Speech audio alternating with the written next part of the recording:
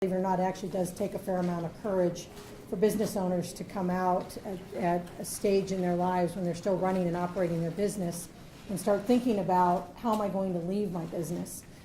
Generally at a time when most of our business owners love doing their business. But part of what we're going to talk about it from a strategic level is, when is it the time to think about selling your business? It's not when you're tired and exhausted and you're ready to walk out the door tomorrow. It is going to be that point in time when when the business is outgrowing you, or you're outgrowing your business. And Laura will talk a little bit too about why she sold when she sold. She was just telling me minutes ago, she's like, I thought about it, maybe I should have held on to it a little longer, but at the end of the day, she does not regret anything about the timing, and where her product has grown from the time we sold it to where it is now under the capable hands of General Mills. And Laura's still involved with them. And I was telling her, it's probably the longest seller that we have ever had that maintained a position. She's not full-time with them. She pretty much does what she wants to do when she wants to do it, and but she still gets to be involved with her product.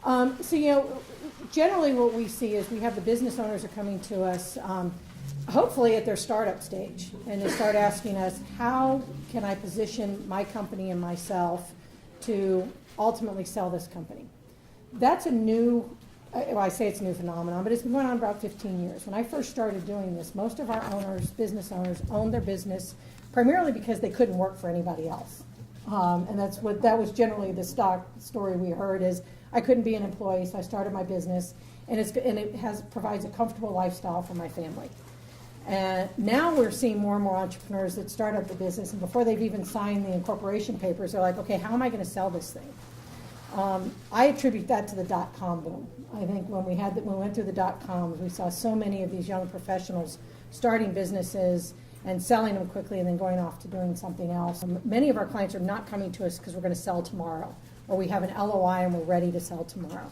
We actually prefer when the clients come into us and say, we're thinking about selling. And then we have the opportunity to talk to them about their management structure, some of the value drivers that Jim Thomas talked about in the very first session, to get the business ready for sale. Bringing in consultants like Andy and SDR to start looking at, what is the value of your business now, and what do you need the value of your business to be in order for you to sell? We never really want our business owners to sell their company just to go back to work for somebody else. You should be selling your company to provide the financial security and the non-financial independence that you need with that. So the process, as I said, can be years in the making. But even once you're actively into the process, you are probably looking at 3 to 5 months with the investment bankers, trying to get your company in shape to do what it needs to do, put your financials in order, and to identify the buyers. So that's just the pre-process. And then once the process starts from, contacting the buyers to actually a closing table, we are almost seeing sometimes 9 months now